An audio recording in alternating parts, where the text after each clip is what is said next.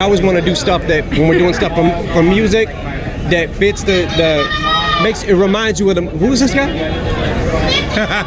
Lately, tons of rappers have been distancing themselves from Diddy, but one rapper has been calling him out since the 90s and never once backed down. That rapper is Eminem, and his shots at Diddy go all the way back to his come-up days. When M dropped the bar, when he raw original Bad Boy on the case cover, your face came into place, blowed and sprayed Puffy with mace. You could tell he was fearless and ready to shake things up big time. Back then, Eminem was just a hungry underground rapper fighting for recognition, while Diddy was already running the show. Bad Boy Records had the East Coast on lock, stacked with some of the biggest names in the game. Diddy wasn't just a music mogul, he was a full-on powerhouse. Most rappers were too scared to come at him because his reach in the industry was untouchable. I had never made a call to Diddy, really? I got Diddy's number, just hit him up. Yo, Diddy, what up? Never happened. But M, he wasn't built to play it safe. He came in swinging hard from day one. When he dropped his Slim Shady tape in '97, the streets started buzzing quick. By the time the Marshall Mathers LP hit in 2000, Eminem was officially a global rap icon. Still, that didn't stop him from taking more jabs at Diddy and the Bad Boy Squad. On one track, he went straight for the shock factor, spitting Marshall, Mathers, and raps. Is it because you love me that y'all expect so much of me? You little groupie bitch, get off me. Go Fen, Puffy. And things didn't cool down there. When Diddy was dating Jennifer Lopez, M turned the heat all the way up on I'm Back, dropping the line, "Cause if I ever stuck it to any singer in showbiz, it'd be Jennifer Lopez and Puffy." That lyric had the entire industry in chaos. M really pushed the limits. Eminem made it clear that he wasn't afraid of anyone, no matter how powerful they were. On one record, he addressed Diddy straight up, showing he didn't care about consequences. I'm starving too. You know something? I want me a piece of cheesecake. You know where to get the cheesecake spot is at? Yeah, and y'all can walk from here, get the cheesecake, see the city, enjoy the sights, would you? Show them around. Or who might get offended? The line wasn't meant literally. It was a bold move to prove just how far M would go to stir the culture. Diddy, on the other hand, never said a word in response. And that silence, it said everything. People could feel the tension, and it was obvious that M was fearless, reckless, and completely unstoppable during that era. The same year the Marshall Mathers LP dropped, Eminem found himself in some wild real-life drama that only added to his already crazy image. Reports claimed he had a heated run-in with a man named John Guerrera, someone who was seen hanging around M's ex-wife, Kim. Guerrera worked as a bouncer at a Detroit club called Hot Rocks, and that night, things allegedly got intense fast. Witnesses said M confronted him, and it turned into a physical situation. But nobody's story lined up exactly. Later on, Guerrera sued Eminem and reportedly walked away with a settlement of about $100,000. Eminem didn't stay silent about it though. He fired back through his music, insisting the whole thing had been blown way out of proportion. On Sing for the Moment, he addressed it head on, calling out the lies and exaggerations that surrounded the case. He rapped, "It's all political. If my music is literal and I'm a criminal, how can I raise a little girl?" Showing he felt unfairly judged and misunderstood by the public. Some fans started to think maybe Diddy stayed quiet around that time for a reason, because M already had a rep for saying things no one else dared to say. When stories about Diddy's mysterious parties began surfacing years later, people couldn't help but look back and wonder if M had been dropping hints about that strange energy long before anyone else caught on. Like, so we in the video, all you heard was, "Suge is coming!" I swear to God. Cameras are falling, dancers are running, lights. Shit is niggas. Everybody's running, Suge is coming! Meanwhile, Eminem kept his shock rap energy alive. On tracks like I'm Shady, his bars were chaotic, over the top, and purposely designed to make listeners uncomfortable. The wild lyrics about spiked drinks and unhinged behavior weren't real-life admissions. They were meant to provoke reactions and spark conversation. He wanted people to talk, and it worked. Big time. As M's fame skyrocketed, Diddy's dominance in the rap game slowly started slipping. But M didn't ease up. He kept firing lyrical shots at the bad boy boss without hesitation. Around that same time, Jadakiss and the LOX, who were signed to Bad Boy Records, started calling Diddy out too. They accused him of locking them into shady contracts and holding on to their money. The tension hit a boiling point, and when Diddy tried to flex his power, Jadakiss and his crew stood their ground. The beef got so real that even Eminem decided to jump into the mix, adding even more fuel to the fire. Back in 2000, Eminem jumped on Welcome to D Block with Jadakiss and dropped one of the coldest bars of his career. Welcome to D Block, the place in New York City where Diddy won't even walk. That line hit hard. It was pure disrespect and made it clear M had fully sided with Diddy's critics. It wasn't just a punchline, it was a statement that the tension between them was still alive and raw. But the irony came fast. Just a few years later, in 2005, Eminem and Diddy somehow ended up on the same project. Diddy dropped a posthumous Biggie album, and to everyone's surprise, Eminem was featured on it. Fans couldn't believe it, but for M, this wasn't about Diddy, it was about honoring Biggie, one of the greatest to ever do it. On Till I Collapse, M even listed his rap idols, Reggie, Jay-Z, Tupac, and Biggie, showing real respect for the legends. Still, fans couldn't help but catch what felt like a slick jab when he spit about Fans Meet the Coroners, as if he was reminding everyone that no matter how civil things looked, that cold energy hadn't fully disappeared. Over time, many in hip-hop started saying that Biggie had tried to warn the culture before his passing. Since then, plenty of artists have used his and Tupac's legacies to keep their own names alive. Their influence became part of rap's DNA, and riding that legacy became a way for some rappers to stay relevant. Years later, when Eminem appeared on the remix of Diddy's Hello Good Morning, it seemed like things had finally cooled down. For once, M didn't send any subliminals, just laid his verse and kept it moving. Fans thought maybe the long-running tension had finally settled. But peace never lasts too long in rap. In 2012, M came back swinging when he linked up with Pink on Here Comes the Weekend. Out of nowhere, he fired off a bold bar aimed straight at Diddy and his Ciroc empire. I'm probably not going to be wanting to pop bubbly or Ciroc, I'm not puffy, but I'm going to run the city tonight. That line carried that old Slim Shady chaos, funny, sharp, and brutally direct. He wasn't feeling the flashy business vibes or the image Diddy was pushing, and he made that clear. It was pure Slim Shady energy, wild, confrontational, and impossible to ignore. After that track, Eminem seemed to ease off the Diddy talk for a while, but then came a twist no one saw coming. Diddy's own artist, Machine Gun Kelly, decided to poke the bear. MGK, signed under Bad Boy Records, started throwing shade at M, and it pulled Diddy's whole camp into the spotlight. At first, Eminem stayed quiet, letting MGK talk his talk, but fans could feel the tension building. Everyone knew it was only a matter of time before Slim Shady snapped back. Everything flipped when Machine Gun Kelly dropped Rap Devil, coming straight for Eminem with no hesitation. That track set the internet on fire, and M wasn't about to stay quiet. He clapped back with Kill Shot. The response was brutal. Eminem didn't just go at MGK, he also slid in a cold line that seemed to aim at MGK's boss, Diddy, touching on some long whispered industry rumors. Those bars weren't claims, they were shock lines, crafted to stir the crowd and keep his reputation as hip-hop's most fearless lyricist alive. But man, when that track dropped, it was chaos everywhere. Social media exploded, debates kicked off, and everyone knew Slim Shady was still dangerous behind a mic.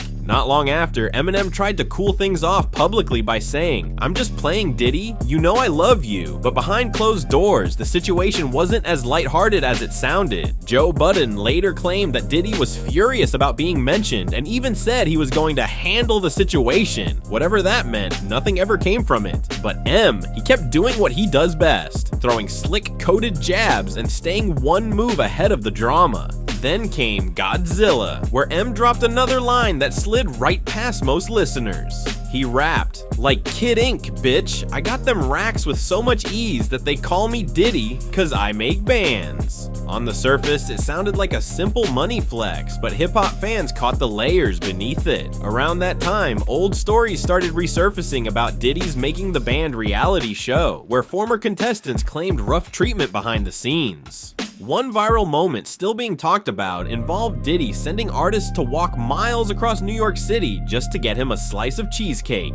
For many, that moment became a symbol of the control and ego that defined parts of Diddy's legacy. For years, Eminem kept things playful, mixing in light disses and punchlines. But by 2024, the tension reached a whole new level. Diddy's public image started to crack after dominating the industry for decades. Controversies began stacking up, shaking the reputation he'd spent years building. Then the old rumors around Tupac's death came back into focus after Keef D's arrest, reigniting speculation and dragging some big names back into the spotlight. And just when things couldn't get messier, Diddy's ex, Cassie, filed a lawsuit describing alleged abuse and disturbing behavior. The lawsuit sent shockwaves through the industry, with people questioning everything they thought they knew about Diddy's legacy. It was clear, by that point the empire wasn't shining like it used to, and Eminem's old warnings suddenly didn't sound so far-fetched. Right when everything around Diddy started blowing up, Eminem came back swinging with the death of Slim Shady, and he did not hold anything back. On the track Fuel, M went straight for the jugular, dropping bars packed with dark humor, wordplay, and shock value that had everyone talking. He used clever rhymes to question power and control in the industry, especially Diddy's, and fans instantly caught the hidden messages. When M played with the word rapper and purposely left out a letter that linked straight to Diddy's name, people knew exactly what he was hinting at. He even referenced those long-standing rumors surrounding Biggie and Tupac, but framed them as questions and commentary, not statements of fact. Still, it was enough to send the internet into total meltdown mode. It was clear, Eminem wasn't doing subliminals anymore. He was ready to say what others were too scared to even whisper. M kept raising the stakes with even darker, more confrontational lyrics. He mentioned Biggie and Tupac again, saying both of them should still be alive today. The tone was raw, part tribute, part frustration at the cycle of violence that shaped hip-hop history. In another verse, he made a chilling joke, saying that if something ever happened to him, it wouldn't be through music, but through the same street rumors people have whispered about for years. The bar was clearly satire, more commentary than confession, but it set the internet ablaze again. Fans debated what he really meant, while critics said he was pushing rap back into dangerous territory. Then M went straight for the most talked about topic of the year, the allegations involving Diddy and Cassie. On the same album run, he dropped verses that condemned violence and abuse in raw, unfiltered language. The tone was intentionally aggressive and uncomfortable, designed to reflect how serious the public accusations were. He wasn't claiming anything. He was reacting to the public reports and calling out the toxic patterns that had been normalized for too long. The song hit like a punch, full of that old school Slim Shady energy mixed with grown man perspective. And he didn't stop there. Eminem kept going on remixes and follow-up tracks, weaving a storyline that tied Biggie's death to the ripple effects that followed Tupac's murder. He flipped the narrative into something like a lyrical crime movie, dramatic, exaggerated, and cinematic. The bars weren't about guilt, they were about cause and consequence, painting a picture of how one tragedy can spark another in the rap world. When he rapped about who might be held accountable next, it wasn't an accusation, it was a question about legacy, power, and the cycle that never seems to end. On another record, M switched the focus again, mocking the whole idea of untouchable power. He dropped a haunting line about Biggie and Tupac being gone, while others still walked free, questioning who gave anyone the right to move like they couldn't be challenged. That line hit deep, especially as new reports started surfacing about people once connected to Diddy facing legal heat too.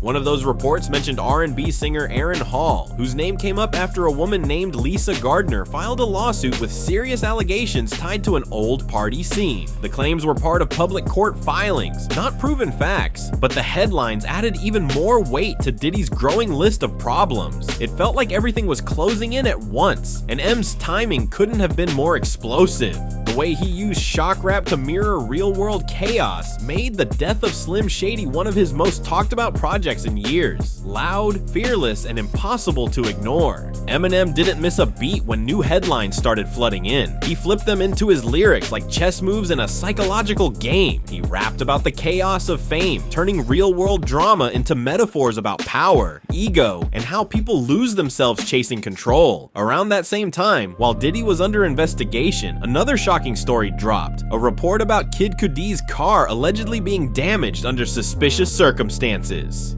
That headline spread fast, becoming yet another piece in a growing puzzle of controversies. Eminem used it all as fuel, mixing reality and rap theatrics into explosive verses that kept the spotlight blazing on the mess surrounding hip-hop's elite. By this stage, M wasn't doing subliminals anymore. He was flat out daring the industry to answer him. The years of quiet tension, unspoken rumors, lawsuits, and investigations had finally reached a breaking point, and Eminem dove right into it without hesitation. Every bar dripped with frustration and boldness, transforming from random shock lines into sharp social commentary. He was rapping about what happens when too much power goes unchecked. When people at the top move like they're untouchable. You could feel the tension in every verse, like he was saying out loud what most insiders only whisper when the cameras are off. Eminem made one thing crystal clear. He didn't fear reputations, money, or anyone's legacy. He rapped like a man who'd already been dragged, canceled, and criticized, but still came out standing strong. While other artists stayed quiet or avoided the heat, M doubled down with sarcasm, twisted humor, and raw emotion. His bars carried a darker tone now, less playful, more cutting, like he was holding a mirror up to the whole industry. He exposed how fame can protect certain people for decades, even when the truth starts cracking through the surface. Every punchline felt heavier, almost like he wasn't just rhyming anymore. He was documenting history in real time. As Diddy's legal troubles piled higher, fans started digging through old Eminem songs and noticing eerie connections they'd missed before. Lines that once sounded like wild exaggerations suddenly felt like warnings. Social media went into overdrive. People clipping lyrics, comparing interviews, and connecting dots in ways that made old verses sound brand new. Some called it coincidence. Others said M had been calling this energy out for years. But one thing was undeniable. His words aged differently. Still, M didn't celebrate the chaos. He flipped it into a warning. His message was clear. Unchecked power can twist people and corrupt entire systems. He painted fame as a game where loyalty gets used, silence gets rewarded, and anyone who dares to speak up gets labeled as crazy. It wasn't just about one man. It was about an industry built on secrets and control. That's why his verses hit like gut punches. They weren't polished or PR approved. They were raw, risky, and unfiltered. By the end of it all, Eminem didn't seem like he was trying to win a rap beef. He was trying to break the illusion completely. No threats, no fake apologies, just cold, cutting bars that forced everyone to rethink what they thought they knew. His delivery was defiant, his tone unshaken, and the impact undeniable. He wasn't just rapping anymore, he was dismantling the myth of untouchable power, one explosive line at a time. By this point, it didn't even feel like a rap beef anymore. It felt like a full-on culture shift. Eminem wasn't chasing headlines for clout. He was flipping the chaos of real life into bars that hit like a wake-up call. The energy turned tense and unpredictable. His lyrics weren't made to comfort anyone. They were made to make people squirm and think. The industry stayed silent, but the fans didn't. Every new scandal or headline made old Eminem verses rise from the dead. Suddenly, people were breaking down every word like detectives searching for clues, trying to figure out how much Slim Shady really knew. What made it all hit harder was M's timing. He didn't just jump in for attention. He waited, watched the storm build, and struck right when the pressure was about to explode. That patience gave his verses this eerie precision, like every line was calculated and deliberate. He didn't scream accusations. He let sarcasm, dark humor, and razor-sharp wordplay do the heavy lifting. The message underneath it all was clear. Power can hide the truth for a while, but time always drags it back into the light. Meanwhile, the whole industry machine started looking shaky. Artists who once rode with Diddy started moving quiet, putting distance between themselves and the chaos without ever saying a word. You could feel the shift. Old alliances suddenly felt tense, and silence itself became a message. Nobody wanted to say it out loud, but everyone knew the balance of power in hip-hop was changing right in front of their eyes. And through it all, Eminem stood alone. No cosigns, no safety net, just a mic, a beat, and a fearless voice. That independence gave him power nobody could take away. Fans also picked up on something deeper. M never tried to play the hero. He never pretended to be perfect or above the mess. Instead, he admitted his flaws, his anger, his impulsive side. But that raw honesty made his words hit way harder than any polished PR statement could. He wasn't preaching from a pedestal. He was confronting from experience, forcing everyone to question how many red flags get ignored when fame and money take control. By now, Eminem wasn't acting like a rapper in a feud. He was acting like a disruptor, shaking the entire system. There was no clean ending, no fake peace talks, just raw tension hanging heavy in the air. That's what made this moment unforgettable. Not some tidy resolution, but the confrontation itself. It was M refusing to look away, refusing to stay quiet, and making the whole world sit in the discomfort of the truth. Loud, bold, and unapologetic. Things got even messier when rumors started spreading that Kid Cudi had been linked to Cassie, which allegedly added even more behind-the-scenes tension. The mix of lawsuits, accusations, and quiet industry gossip started piling up fast, turning everything into one big storm of speculation. Eminem, always one to flip real-world chaos into lyrical fire, referenced the situation in his music with wild wordplay and explosive imagery, describing how unstable and unpredictable things had become. Around that same time, new reports hit the news claiming that Kid Cudi's car was damaged outside his home, which quickly became another headline tangled in the ongoing wave of controversy surrounding Diddy. To make things worse, several of Diddy's close associates began facing legal heat of their own, turning the pressure up even higher and keeping his name in constant circulation. But Diddy wasn't the only powerful figure that Eminem ever challenged head-on. He's been fearless from the start. Way before all of this, there was Suge Knight, one of the most intimidating names in hip-hop history. Suge had a reputation for controlling through fear, and whispers about violence and criminal connections followed him everywhere. For years, fans and insiders speculated about his possible links to some of rap's darkest tragedies, though nothing was ever officially proven. Still, his presence alone kept the whole industry on edge. And even with all that danger in the air, Eminem never flinched. Suge's long-standing beef with Dr. Dre was no secret. After Dre left Death Row Records to launch Aftermath, things turned hostile quick. M stayed loyal to Dre from day one, standing firm through every bit of tension that came with it. When 50 Cent joined the Aftermath roster and became a global star, Suge reportedly tried to make a move to confront him. During the filming of In Da Club, rumors say Suge pulled up to the video shoot with a crew deep enough to cause chaos on set. Tony Yayo later said that everyone panicked and scattered the moment they heard Suge was outside. But M? He didn't run. According to people who were there, Eminem stepped outside himself, ready to face whatever might go down. That moment became one of those underground stories that fans still talk about, a defining symbol of how unshakable he really was. Not long after that, Eminem recorded a diss track reportedly aimed right at Suge called Smack You. On it, he supposedly went all in, holding Suge accountable through his own opinions and beliefs for the deaths of two of hip-hop's greatest legends. M dropped chilling lines like, "If Christopher Wallace could speak, he'd tell you himself," making it clear that these were his thoughts and lyrical perspectives, not statements of fact or legal claims. The track was never officially released, but when it leaked years later, it sent shockwaves through the rap community. It reminded everyone of one simple truth: Eminem has never been afraid of power. Whether it was Diddy, Suge Knight, or anyone else trying to flex in hip-hop, M stood his ground every single time. His pen, his fearlessness, and his refusal to bow down made him one of the last rappers who'll say what everyone else is too afraid to say out loud.